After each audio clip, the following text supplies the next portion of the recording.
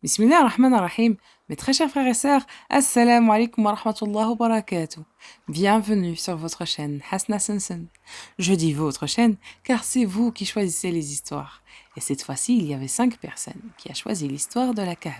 Il y avait Saïbo Guindo 1976, Atlantica Lahsen 4632, Magnan Kante 2435, Baboun 16 et enfin Uzerzel 6Z89. Barakallahu fikoum, excellent choix. Mais avant de commencer, j'aimerais vous informer que depuis qu'on est rentré en 2024, YouTube est devenu même trop compliqué pour moi.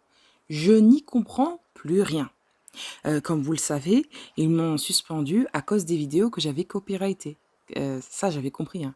J'ai tout de suite supprimé malheureusement les vidéos que j'avais prises pour illustrer les vidéos, pour illustrer les histoires, quoi. Bon, ça c'est fait, alhamdoulilah. Mais là, ils continuent de me dire, vous avez pris cet anachid derrière et blablabla. Bon, j'ai arrêté de les mettre dans le fond de ma vidéo et à la place, j'ai mis des oiseaux. Wallah qu'ils m'ont dit, même ça, vous n'avez pas le droit. Ça m'a trop choqué, subhanallah. Et bientôt, ça va être quoi? Ça va être que j'ai pas le droit de mettre les vidéos gratuites que je prends sur un site qui sont pourtant libres de droit d'auteur. Wallah, je suis perdu. Et si ça continue, je vais mettre que mon logo de ma chaîne sur fond noir et ma voix, c'est tout, c'est ce que je vais faire. Parce que je comprends pas du tout. Et je suis vraiment désolée pour cette gêne. Mais bon, khair inshallah, c'est comme ça, que voulez-vous. Et s'il y a quelqu'un qui a une idée comment faire pour ne pas se faire striker, vos conseils sont la bienvenue. J'ai une sœur qui m'a carrément dit, mais pourquoi Hasna tu ferais pas en format podcast? Je crois que c'est ce que je vais faire, hein, parce que là, déjà je suis très nulle dans les montages et dans les voilà, parce que je travaille moi-même. Mais en plus ça, si ça continue à me dire oui ça vous avez pas le droit, ça vous avez pas le droit, on va vous supprimer votre chaîne, ben ça vaut pas le coup. Du coup, je crois que je vais faire format podcast, même si je ne sais pas comment faire, mais Inch'Allah, je vais faire des recherches. Si je fais le format podcast, je vous préviendrai. Et je voulais aussi remercier mes très chers frères et sœurs de m'avoir laissé plein de jolis commentaires, d'encouragement, de soutien et plein d'autres choses. Alhamdulillah, j'ai vraiment de la chance de vous avoir. Et je souhaite aussi bienvenue aux nouveaux abonnés. Marhaban bikoum. Bienvenue parmi nous. La famille s'agrandit malgré tout, alhamdulillah. Et n'hésitez pas à écrire dans les commentaires les histoires qui vous intéresseraient, car je choisis parmi les commentaires et ensuite je les publie tous les dimanches à 18h. Merci de m'avoir écouté, assez parlé. Bismillah, commençons Inch'Allah. Mes très chers frères et sœurs, Mecca al-Mukarrama, terre d'Allah sacrée, est l'endroit le plus noble et le plus sacré sur terre. Les sources les plus crédibles d'où on peut recueillir son histoire sont le livre d'Allah et la sunna authentique de son prophète Mohammed sallallahu alayhi wa sallam. Ceci en ce qui concerne le début de sa création et son évolution tout au long de l'histoire qui a précédé l'avènement de notre prophète Mohammed sallallahu alayhi wa sallam. Après la venue de l'islam, bon nombre de ulama et d'historiens musulmans se sont intéressés à l'écriture de son histoire, que ce soit dans des ouvrages traitant l'histoire d'une façon générale ou la biographie des hommes de science qui y ont habité. Certains ont écrit des livres spéciaux sur son histoire, sur ses habitations et sur les tribus qui y sont habitées.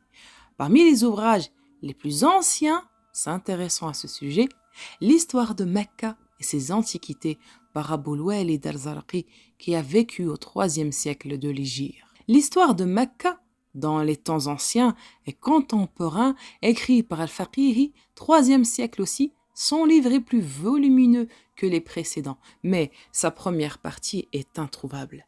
Après une interruption qui a duré 4 siècles, les écritures sur son histoire se sont succédées sans relâche jusqu'à nos jours. Le grand savant Taqi al-Din al-Fasi al-Makki 775-832 de l'Hégire est considéré de loin l'homme qui a écrit le plus d'ouvrages sur l'histoire de cette cité bénie. Dans son livre Shifa ou al-Gharam, il s'est étonné de l'interruption des ouvrages après Abul Walid al-Zarqi et al-Faqihi. Pour cette raison, il rédigea plusieurs ouvrages historiques sur Mecca. Parmi ses œuvres, un livre intitulé Al-Qid al-Tamin fi Tariq al-Balad al-Amin en 8 volumes, le début de l'histoire de Mecca al-Mukarrama. La construction de Mecca et son histoire sont étroitement liées à Ibrahim alayhi salam, car c'est lui le premier qui fit habiter son fils Ismaïl et sa mère Hajar sur ordre divin dans cette terre. Ceci est clairement mentionné dans ce hadith rapporté par Al-Bukhari dans son livre authentique où le messager d'Allah a dit Ibrahim emmena du Shem la Syrie. Hajar et son fils Ismaïl, qu'elle allaitait encore, il les installa sous un arbre à Mecca qui ne contenait à cette époque ni vie humaine ni source d'eau. Il leur laissa un sac en cuir contenant des dattes et un autre contenant de l'eau. Puis il rebroussa chemin. La mère d'Ismaïl le suivit en disant « Oh, ya Ibrahim, où vas-tu en nous laissant dans ce lieu désertique ?» Elle répéta sa question plusieurs fois. Mais Ibrahim alayhi salam ne se tourna pas. Puis elle lui demanda « Est-ce que Allah t'a ordonné de faire cela ?» Il lui répondit « Oui. » Elle dit « Alors Allah nous abandonnera point. » Et Ibrahim partit en atteignant la Tania d'où il ne pouvait plus les voir. Il fit face à la Kaaba, leva ses mains et implora Allah Azzawajal. Ô notre Seigneur, j'ai établi une partie de ma descendance dans une vallée sans agriculture près de ta maison sacrée, la Kaaba. Ô notre Seigneur, afin qu'ils accomplissent la salat, fais donc que se penchant vers eux les cœurs d'une partie des gens et nourris-les de fruits, peut-être seront-ils reconnaissants. Surat 14, Ibrahim, verset 37. Puis Allah Azzawajal honora Hajar et son fils par l'eau de Zamzam. Ensuite, Mecca fut habitée par des gens de la tribu de Jurhum. Ismaïl grandit avec eux et se maria avec l'une de leurs filles. Ibrahim venait rendre visite à sa famille plusieurs fois, puis il construisit sur ordre d'Allah Azzawajal la Kaaba.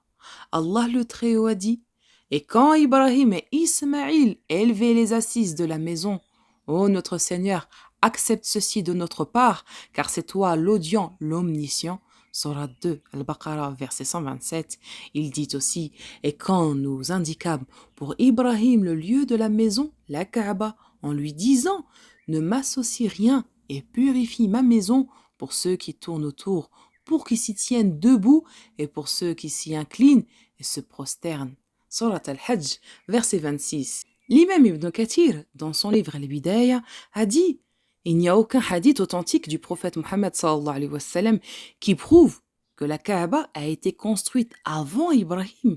Car des personnes disent que Adam alayhi salam l'avait construit et que quand il y avait le déluge de Nuh alayhi salam, elle a été détruite ou déplacée. Et celui qui justifie une telle chose par le verset précédent a tort.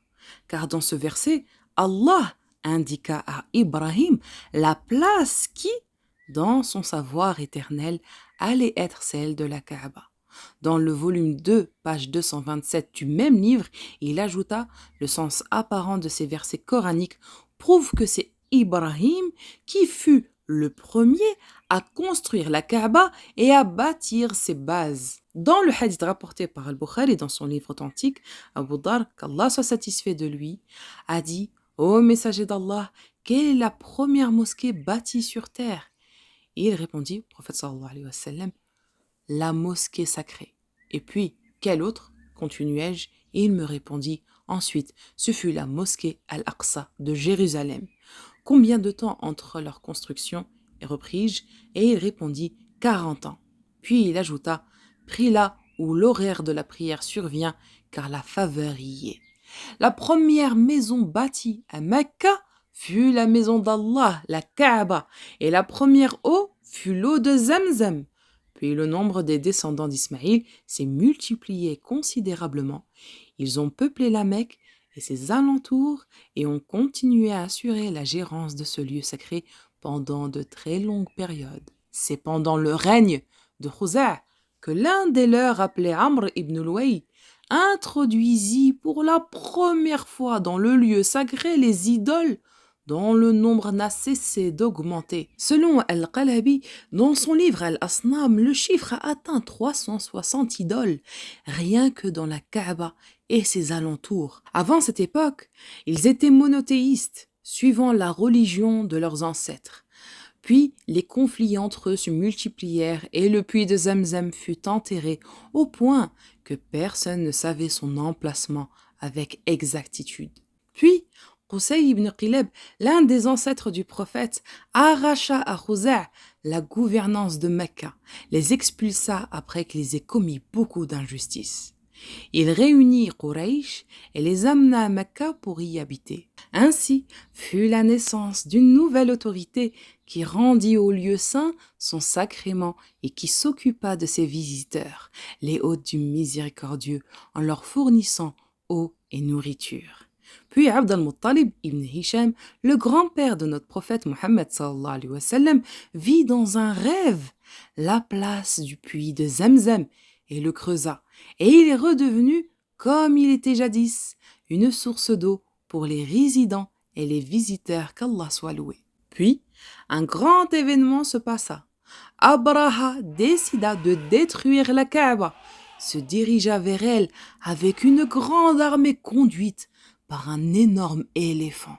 Cette année fut appelée l'année de l'éléphant, Am al-Fil, où naquit le prophète sallallahu alayhi wa sallam.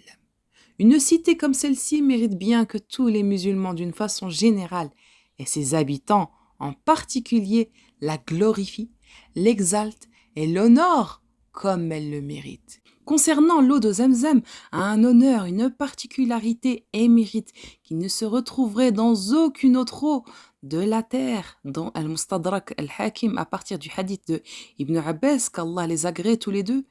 Il y a la parole attribuée au prophète Muhammad sallallahu alayhi wa sallam, Ma'u Zamzam lima sharabu lahu, qui signifie l'eau de Zamzam est utile pour la cause par laquelle on la boit. Mes très chers frères et sœurs, sachez que la Kaaba a été reconstruite plusieurs fois à travers les âges, mais concernant sa reconstruction à l'époque du messager d'Allah, sallallahu alayhi wa sallam, elle avait eu lieu parce que la femme de Abd al-Muttalib avait encensé la Kaaba avec du bukhur.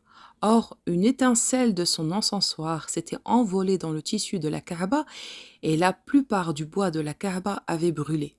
De plus, une grande coulée d'eau provoquée par une forte pluie avait pénétré à l'intérieur et avait fortement endommagé ses murs. Elle avait donc été reconstruite.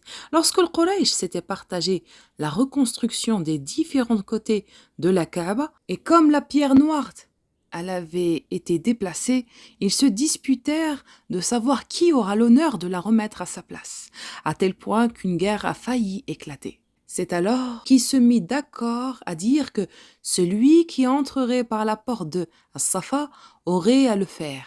Et le premier à entrer fut le prophète Mohammed sallallahu alayhi wa sallam. Lorsqu'ils l'ont vu, ils ont dit « Oh, voici Mohammed l'honnête !» Et ils ont tout de suite accepté ce qu'il allait décider. Et le prophète Mohammed sallallahu alayhi wa sallam, un homme très intelligent, a dit « Venez avec moi pour prendre un morceau d'étoffe. » Ils lui ont ramené un morceau d'étoffe, il a pris la pierre noire, l'a placée de ses mains sur le bout d'étoffe, puis a dit « Que chaque dignitaire d'un grand clan prenne bout de cette étoffe. » Ainsi, ils l'ont transporté tous ensemble et ils l'ont porté et ils l'ont enlevé jusqu'au voisinage de son emplacement. C'est alors que le messager d'Allah sallallahu alayhi wa sallam l'a prise dans sa main et l'a remise à sa place. Qu'Allah nous donne la possibilité d'aller voir la Kaaba et d'aller faire notre pèlerinage là-bas, ya Rab. Et voilà mes très chers frères et sœurs, nous sommes arrivés à la fin de cette vidéo. دمتم في عيش الله وآمنه والسلام عليكم ورحمة الله وبركاته.